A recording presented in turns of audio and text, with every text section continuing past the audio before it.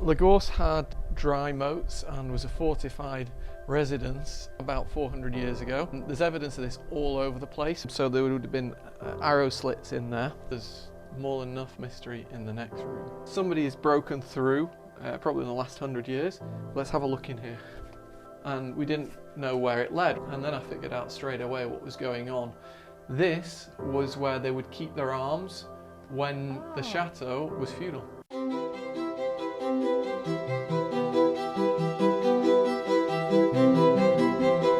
Hi, I'm Ed.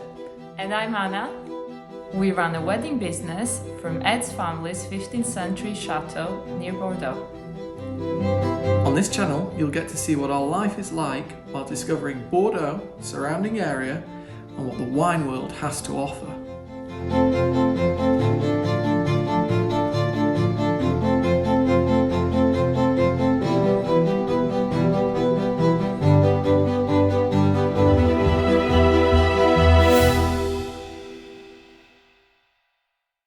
Welcome to sunny Lagorce. This week we're going to do a bit of a history lesson about Lagorce. Probably no better place to start than just outside of our apartment because we've just come out. Lagorce had dry moats and was a fortified residence about 400 years ago. There's evidence of this all over the place. For example, right outside our apartment at ground level we have a lintel, or what the Americans call a header, for a window. And it looks to me like it was a fortification, so there would have been arrow slits in there. But look at that level, we're down on floor level. That means that everything's been raised up around the building, so it used to be a lot kind of higher off the ground. Whilst we're here, we'll have a look at the front of the house, a little bit more recent architecture. And that was above the arch as you come through into the chateau. There's Latin words. So, here we have the Latin inscription above the arch saying place to come and rest, or place for restful time. So kind of place to come on holiday maybe. Sounds about right. We just try and go close. Yes, I got it now.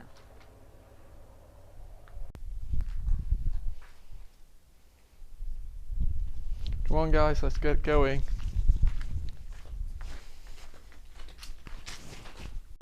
Into the courtyard. One of the oldest parts of the chateau still standing is this turret here. It's oddly shaped, and we're actually going to go under there a little bit later. Actually, as it stands now, about 1400s, but there's actually Roman fortifications there as well, along with the bottom part of the chateau here. We think that a lot of that is kind of Roman foundations, and up to about this height, kind of Roman. Anything above that height at that time would have generally been made out of wood, I'm told by a local historian.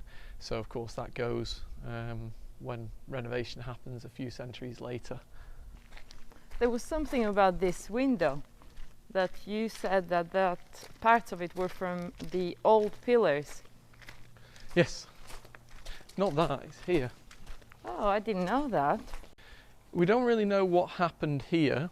In this kind of garden bit of the courtyard. It was either a building that was then demolished and the walls were kept, or these could have been, rather than being windows, they could have been doors, no? Yeah, well, they could have been like cellars for keeping food, because it would be really cold under there. But what we do know is there's lintels above this, and it goes in a little bit. It could have even connected down into the caves at some time. Who knows? But this is where the pieces of stone are that when we talked about with Stephanie about the history of... and the old gates? Yeah, the old gates being cut up. This is where I've got like pointed pieces of stones on the other side, because we did take the lintel off and dig out to see what was in there, but it was just like a little square space. So yeah, basically those are there's three of them. They're either old windows or, like I say, somewhere for keeping food, because we were right near the chateau. You didn't have fridges back in the day, so that was your best bet. Let's go along and have a look inside this turret. Let's go. Oh, we're going in. Here you're stood in the old turret. These are old because of this. Basically, these feet, as such, are that wide that they know that it's, as it's standing now from the 14th century. There was something here before, but yeah, basically it's a feudal fortification. So, you know, you'd have had passage under here, but not up top. So basically this is one of the oldest parts of the chateau. Unfortunately, we had to quickly whip water pipes through the whole chateau. We thought at the time the best thing to do was just do a temporary job. That temporary job has lasted a while, so we got these pipes a bit like this, rather than digging holes through to put pipes in. But eventually we'll get on to putting these in properly rather than just tacked onto the wall. So another project. Yeah. Here we're in a really old part of the chateau where we don't actually have any floor.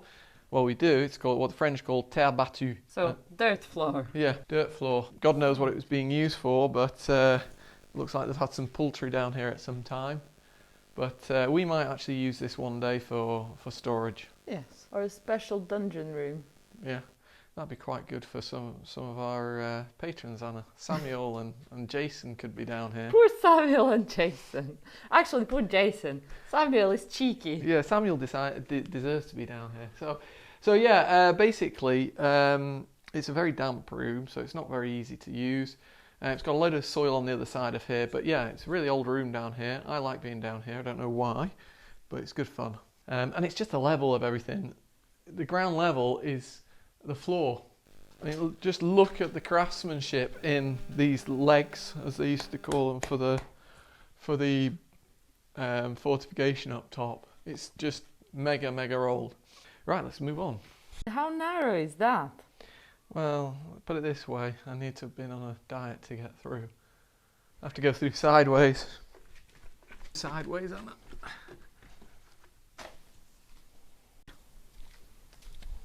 Anybody that missed a couple of vlogs ago, this little door here under the archway goes up to the spiral staircase, kind of like the Disney turret that we have.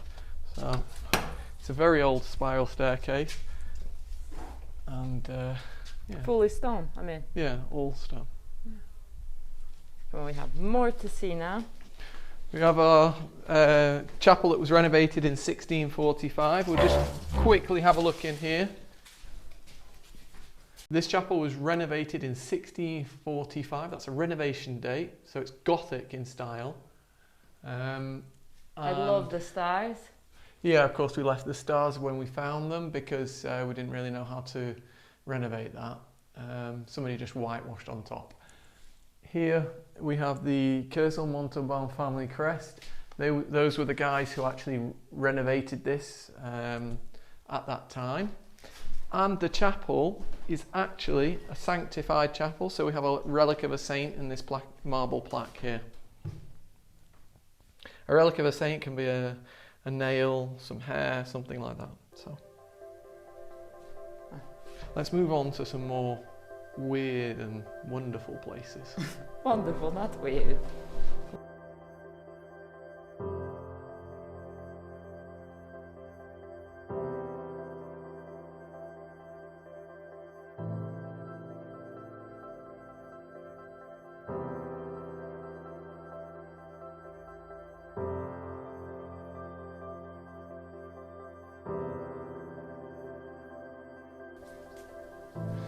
Here we have a lintel or a header for this shutter, but you can see before there was an arch because you have all these arch bricks, so you can see that things have just evolved over time.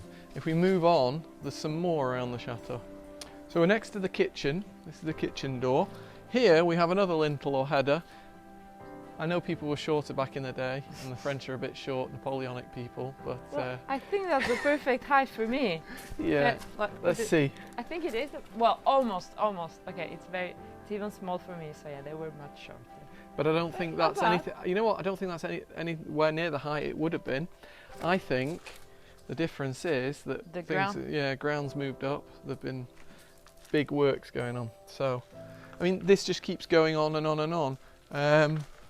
For example, I've just spotted here, we have another lintel, and we don't have a lintel up here, which means that was even lower. So that would have been a window next to the door, so that would have been a massive door with a window. Yes, but remember when the kitchen was redone back in 2009, the floor, we raised the floor. And that was in 2009. So if we No. did that over the years... We did the opposite. We took it back. We dug it out. Oh, Remember, you used to crouch over the sink like that. Now it's just at the right height. where are we going now, Ed? Well, same story again. This will have been a window at some time because obviously this hasn't been touched. This is huge, really, really old. This part. This is the bit that we're thinking is you know, at least 500-600 years old, if not older. You just don't build them like this in this area. But yeah, another lintel there, right next to an important window. A big window. More recent renovation. Let's move on to down by the side of the stairs, Anna.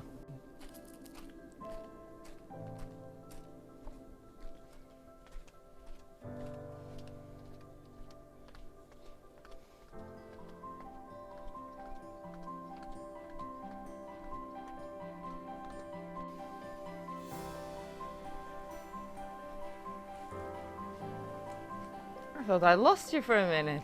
I was just, I like this architecture. There's no wondering what happened before or whatever because it's just very well built. So you've got a lintel here. I don't think that lintel or header, I don't think it's actually where a window used to be or anything like that. I think that's just part of the structure for these beautiful arches that are holding up the top of the stairs. And then this is just rubble wall, rubble wall, rubble wall. But I just love these arches. I think it's just great engineering. It definitely is. That is beautiful. Actually cut on an angle.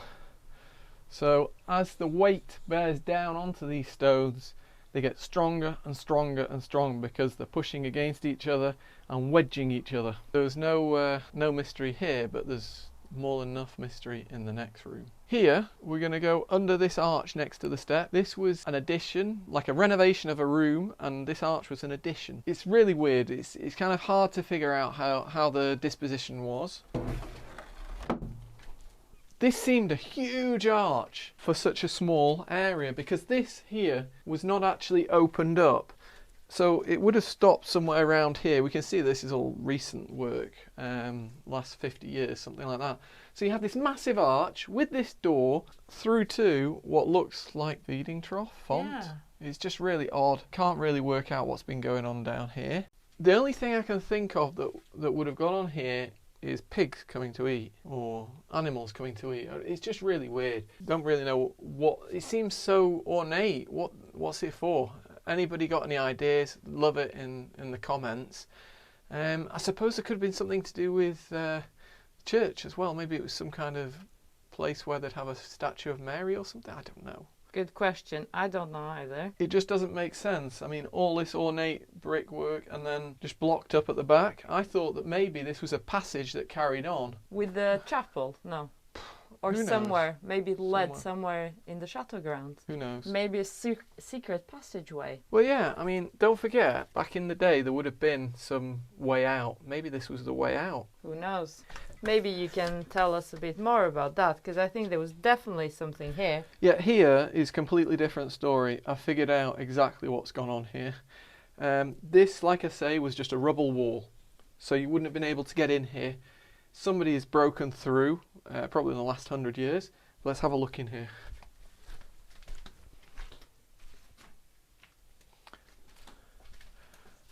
So, oh, we have a little bat flying around. Oh, we have a friend. He's gone up there, but we'll come back to that. Basically, again, nice ceilings down here. Just go slow because there's no light here.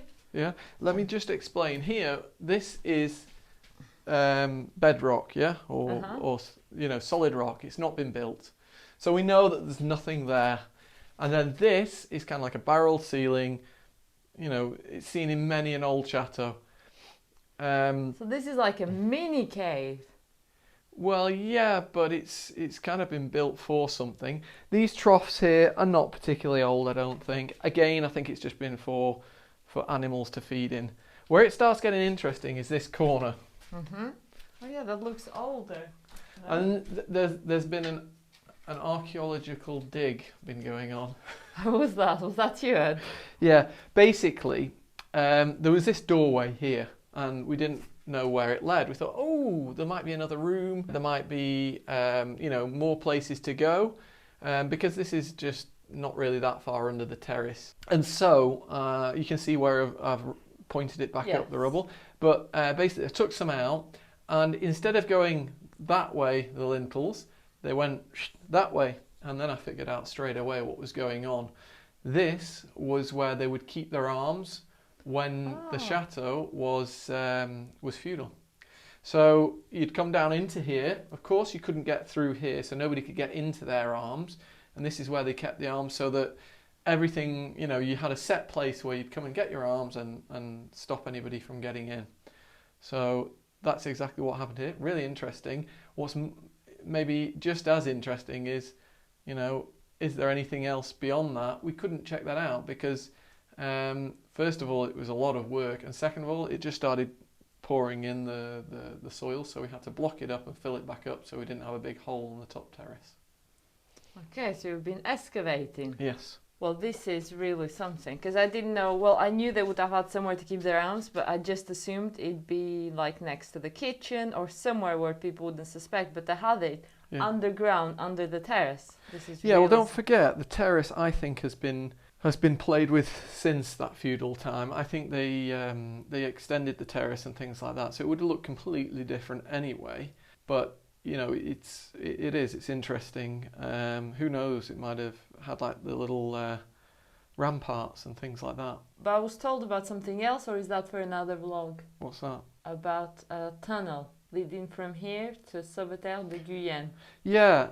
I mean, this is it. These tunnels used to go for miles and miles. Sauveterre de Guyenne is about 8 kilometres away. It sounds a long way, but when you're mining, it's probably only a few years' work. But yeah, this was the people have told us that you used to be able to get from here to Sauveterre de Guyenne. If you look it up on the internet, we'll put a link in the description. Sauveterre de Guyenne was a hugely significant historical site. It was where the English came and basically built a massive church. So it's on the Pilgrim Trail.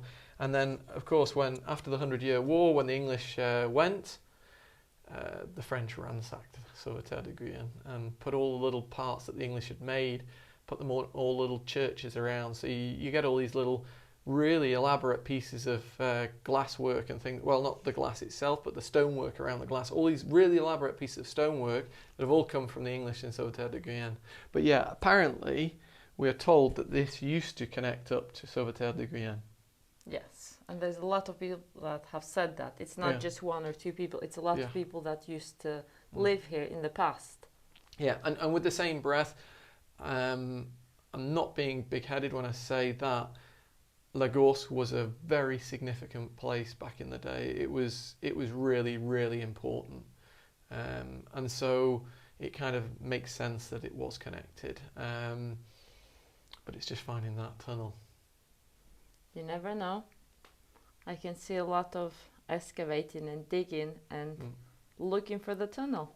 I got one last thing I want to show you, in case I know I'm right about this theory that this could be the area where the tunnel went from. I mean, there's only really here on the Orangery. I can't see it being the Orangery, unless there's a secret tunnel somewhere else that we haven't found. But come with me, I want to show everyone one last thing.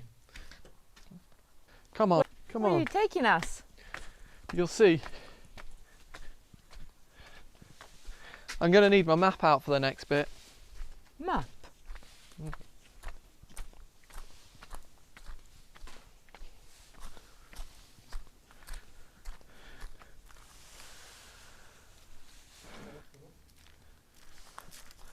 Come on, Anna. So, we were talking about downstairs, we were talking about where that path went. Here is about where the doorway was. Yeah? So you can see we're near the tree. Of course, the tree probably would have been there at that time as well. Got this doorway that's somewhere around here.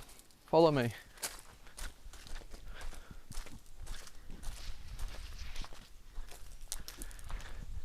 You got to like kind of dip there in the soil.